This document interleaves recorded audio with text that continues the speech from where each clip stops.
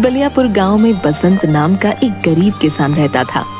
उसके पास एक छोटी सी जमीन थी जिस पर वो खेती कर अपना गुजर बसर किया करता था।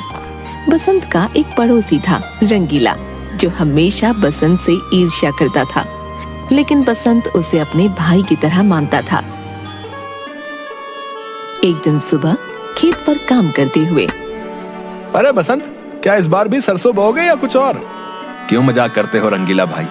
आपको तो अच्छे से पता है, पिछली बार मेरी सरसों की फसल बिल्कुल भी अच्छी नहीं हुई थी। मेरी बात मानो बसंत, ये खेती तुम्हारे बस की नहीं। तुम मंडी में पल्लेदारी करना शुरू कर दो। ये सुनकर बेचारा बसंत मायूस होकर अपने काम में लग जाता है। एक दिन बसंत अपने खेत की तरफ जा ही रहा होता है। अरे आज तो बहुत गर्मी है भाई, प्यास भी काफी तेज लगी है।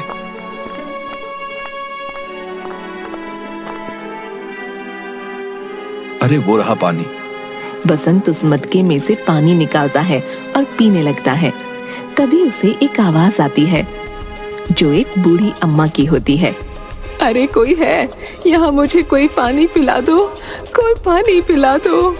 अरे ये किसकी आवाज आ रही है? तभी बसंत थोड़ी दूरी पर चलता है और देखता है कि एक झोपड़ी है जिसके अंदर एक बूढ़ी अम्मा है, जो चारपाई पर लेटी हुई पानी के लिए चिल्ला रही है। बसंत उसके पास जाता है। क्या हुआ अम्मा, तुम ठीक तो हो ना?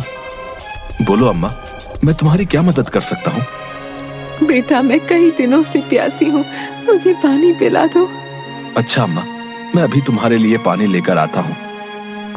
जिसके बाद बसंत वहीं उस घड़े के पास जाता है और उस अम्मा के लिए पानी लेकर आता है। ये लो अम्मा, पानी पी लो। बूढ़ी अम्मा वो पानी पीती है। हाँ, तुम्हारा बहुत बहुत धन्यवाद बेटा, मैं बहुत ही बूढ़ी हो चुकी हूँ, अब मुझसे उठा नहीं जाता। मैं कई दिनों की प्यासी थी, तुमने ही मुझे पानी पिलाया है, न जाने अब कब मैं ये संसार त्याग दूं बेटा।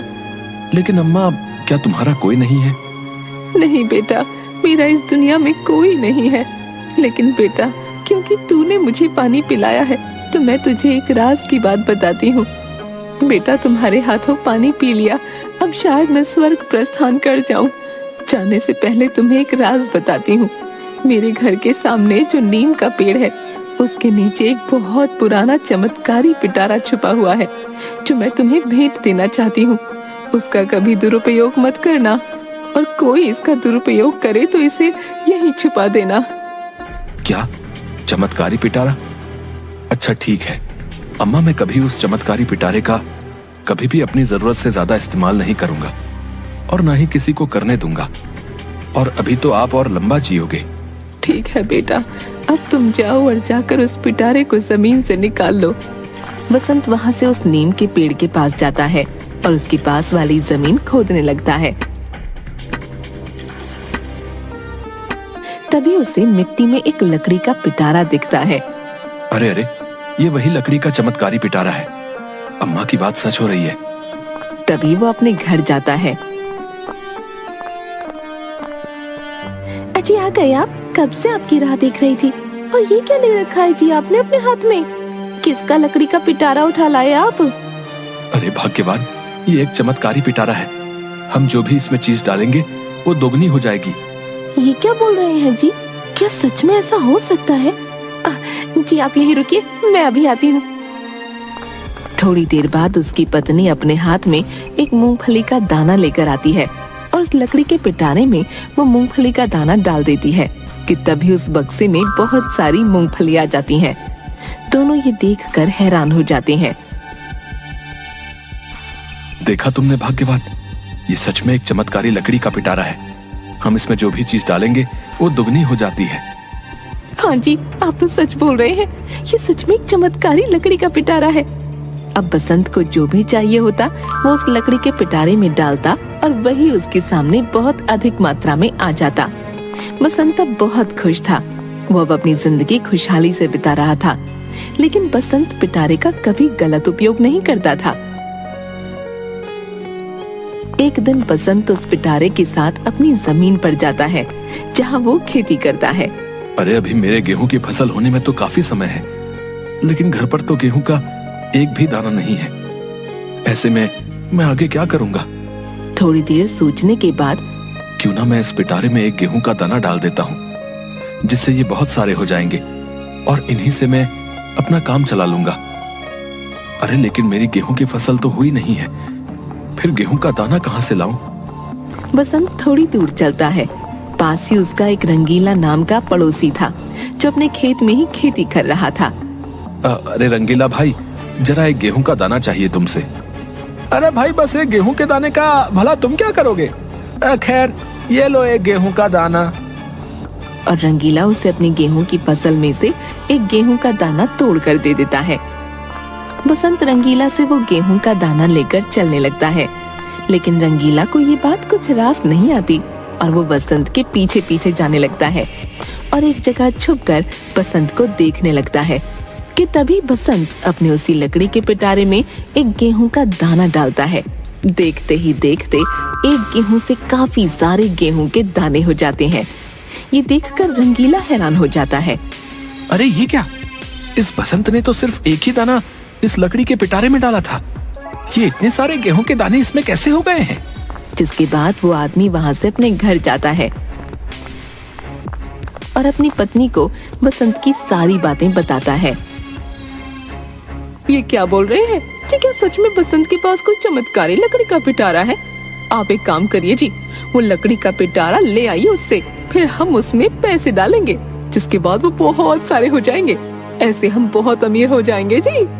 अरे भाग्यवान, मैं कैसे उस बसंत से वो चमत्कारी लकड़ी का पिटारा ला सकता हूँ? वो पिटारा बसंत मुझे कभी नहीं देगा। मैं कुछ नहीं जानती, कुछ भी करिए, लेकिन वो चमत्कारी पिटारा ले आइए। जरा सोचिए ना, हम उस पिटारे की मदद से कितना कुछ पा सकते हैं। हाँ हाँ भाग्यवान, ठीक है, करता हूँ कुछ। रात को सभी गांव वाले सो रहे थे। रंगीला चुपचाप अपने घर से निकला और बसंत के घर गया, जहां वो देखता है कि बसंत और उसकी पत्नी सो रहे थे। अब न जाने वो चमत्कारी पिटारा इस बसंत ने कहाँ रखा होगा। तभी रंगीला यहाँ वहाँ देखने लगा और देखते ही एक जगह छोटी सी मेज पर उसे लकड़ी का चमत्कारी पिटारा रखा हुआ दिखा। अरे अरे, वो रहा चमत्कारी लकड़ी का पिटारा। रंगीला लकड़ी का पिटारा चुपके से चुरा लेता है और उस पिटारे को अपने घर ले आता है। तभी उसकी पत्नी रंगीला को देर रात गए घर आता देख लेती है। इतनी रात गए कहाँ गए थे? और ये क्या है आपके जी हाथ में? कहीं ये वही चमत्कारी पिटारा तो नहीं है? हाँ हाँ भाग्यवान, देखा, ले आया हूँ मैं ये चमत्कारी लकड़ी का पिटारा। तभी रंगीला उसमें एक 10 रुपए का नोट डालता है। जैसे ही वो नोट उसमें डालता है, देखते ही देखते पिटारे में बहुत सारे नोट हो जाते हैं। अरे देखिए जी, कितने सारे पैसे हो गए हमारे पास। अब तो हम इस गांव में सबसे अमीर हो जाएंगे। हाय, अब कोई भी इस गांव में हमसे ऊंची आवाज में बात नहीं कर पाएगा और अब आपको पूरा दिन गधों की तरह खेत में मेहनत करने की भी जरूरत नहीं होगी। अब तो मैं इन पैसों से बहुत सारे गहने लूंगी। हाय रे, अब हमारे पास कितने सारे पैसे होंगे। हाय हाय हाय, अब तो हमें अमीर होने से कोई नहीं रोक सकता जी। वो सब तो ठीक है भाग्यवान, लेकिन अभी तुम इस पिटारे को छुपा दो। अगर किसी ने देख लिया तो शामत आ जाएगी। हाँ ठीक है जी, अभी छुपा देती हूँ इसे। उधर सुबह होती है। अजी सुनिए जी, न जाने वो लकड़ी का पिटारा कहाँ चला गया, यहीं तो रखा था। ये सुनकर बसंत उसके पास आता है। क्या हुआ भाग्यवान, आखिर कहाँ गया वो पिटारा? तुमने तो यही रखा था ना? हाँ जी, यहीं तो रखा था, लेकिन अब यहाँ नहीं है जी। हे भगवान, न जाने वो पिटारा यहाँ से कौन चोरी करके ले गया। बस जो भी ले गया है वो उस चमत्कारी पिटारे का दुरुपयोग ना करे। दोनों बहुत दुखी हो जाते हैं। उधर रंगीला और उसकी पत्नी रोज अब उस पिटारे में एक नोट डालते, जिसके बाद बहुत सारे नोट हो जाते और उन्हें एक बोरी में रख लेते।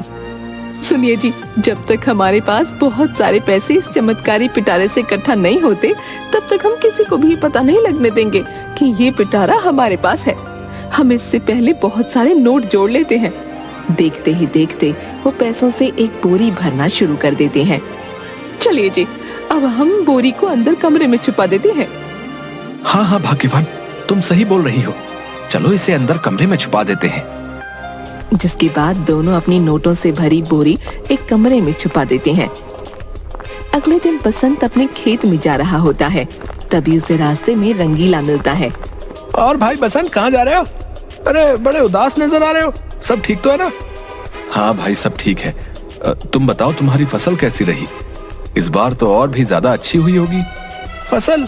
कैसी फसल भाई? अब मुझे फसल वसल बोने की कोई जरूरत नहीं है, समझे भाई? क्यों जरूरत नहीं है भाई? अरे ये क्या बोल दिया मैंने? कहीं इस बसंत को मुझ पर संदेह ना हो जाए। अरे नहीं नहीं, ये क्या बोल दिया मैंने? कहीं इस बसंत को मुझ पर संदेह ना हो जाए। अरे नहीं नहीं, मैं तो ऐसे ही मजाक में बोल रहा था। जरूरत क्यों नहीं होगी भाई, बिल्कुल होगी। वही तो इकलौता सहारा है हमारा। आखिर एक एक पैसा तो फसल की बुआई से ही आता है अपने पास, है ना? अच्छा बसंत, अब मैं चलता हूँ, है? जिसके बाद रंगीला वहाँ से चला जाता है, लेकिन बसंत को उसकी बातें कुछ रास नहीं आती। आखिर इस रंगीला ने ऐसा क्यों बोला कि उसे अब फसल की कोई जरूरत नहीं है? कहीं इसी ने तो वो चमत्कारी पिटारा नहीं चुराया? हे भगवान, अगर इसी ने वो पिटारा चुराया होगा तो ये जरूर उसका गलत इस्तेमाल करेगा। अब मैं क्या करूं? मुझे वो पिटारा जमीन से निकालना ही नहीं चाहिए था। बसंत बहुत सोच में पड़ जाता है। तभी बसंत रंगीला के घर जाता है। तभी रंगीला बसंत को देखकर थोड़ा चौंक जाता है। अरे अरे बसंत भाई, कैसे आना हुआ तुम्हारा? सब ठीक तो है ना? अरे हाँ हाँ भाई, सब ठीक है। मैं यहाँ से गुजर रहा था तो सोचा तुमसे मिलता चलूं भैया। अच्छा, मुझसे मिलने आए हो? अच्छा कोई बात नहीं भैया, आओ आओ, बैठो बैठो। बसंत वहीं एक चारपाई पर बैठ जाता है। अरे भाई, जरा एक गिलास पानी तो पिलाना। हाँ हाँ भाई, क्यों नहीं, अभी लाता हूँ। रंगीला जैसे ही अंदर जाता है, तभी बसंत इधर उधर देखता है। उसे एक बंद कमरा दिखता है। बसंत उस कमरे के पास जाता है और उसकी खिड़की से झांक कर देखता है। अंदर उसे चमत्कारी पिटारा दिखता है। ये देखकर बसंत चौंक जाता है। अरे इसका मतलब इस रंगीला ने ही मेरे घर से चमत्कारी पिटारा चुराया है। तभी ये रंगीला बोल रहा था कि अब इसे खेती करने की कोई जरूरत नहीं है। हे भगवान, ये जरूर इस चमत्कारी पिटारे का दुरुपयोग करेगा। मुझे यहाँ से ये पिटारा ले जाना होगा और वापस उसी नीम के पेड़ की जमीन के नीचे छुपाना होगा। तभी बसंत वहाँ से चला जाता है और रात को वापस रंगीला के घर जाकर वो पिटारा चुरा लेता है। बूढ़ी अम्मा ने कहा था कि इस चमत्कारी पिटारे का दुरुपयोग नहीं होना चाहिए, इसलिए अब मैं इसे वापस वहीं दफना दूंगा। बसंत उसी जगह में जाकर फिर से मिट्टी के अंदर उस चमत्कारी पिटारे को छुपा देता है। उधर सुबह होती है। रंगीला देखता है कि जिस कमरे में उसने पिटारा रखा था वो वहाँ पर नहीं था। अरे अरे, कहाँ गया वो पिटारा? आखिर कहाँ गया वो पिटारा? हे भगवान, पिटारा तो यहीं रखा था, कहाँ चला गया? क्या हो गया जी, क्यों चिल्ला रहे हो? अरे भाग्यवान, वो पिटारा नहीं मिल रहा है। लगता है कोई उसे यहाँ से ले गया है। ये क्या बोल रहे हो आप? हाय रे, हे भगवान, अब हम और पैसे नहीं इकट्ठा कर पाएंगे। अब तो पिटारा चला गया जी। हाय हाय हाय। चुप हो जाओ भाग्यवान, जितने पैसे हमने बोरी में इकट्ठा किए हैं, चलो उन्हें ही बाहर निकालते हैं। अब और पैसे तो आने से रहे। तभी दोनों एक बंद कमरे की तरफ जाते हैं और जैसे ही कमरे का दरवाजा खोलते हैं, देखते हैं कि बहुत सारे चूहे नोटों की बोरी के आसपास मंडरा रहे थे। अरे अरे, ये चूहे कहाँ से आ गए जी? तभी रंगीला नोटों की बोरी खोलता है तो दोनों हैरान रह जाते हैं। उन नोटों को चूहे कुतर चुके थे। अरे अरे, ये क्या हो गया जी? हमारे सारे पैसे तो ये चूहे कुतर गए। ये कैसे हो गया जी? हाय हाय हाय, हम तो बर्बाद हो गए जी। हाय, हमारे ज्यादा पैसे पाने की लालच ने हमें ले डूबा जी। जिसके बाद दोनों रोने लगते हैं जोर जोर से। किसी ने सच ही कहा है, गलत तरीके से अर्जित किया हुआ धन कभी काम नहीं आता।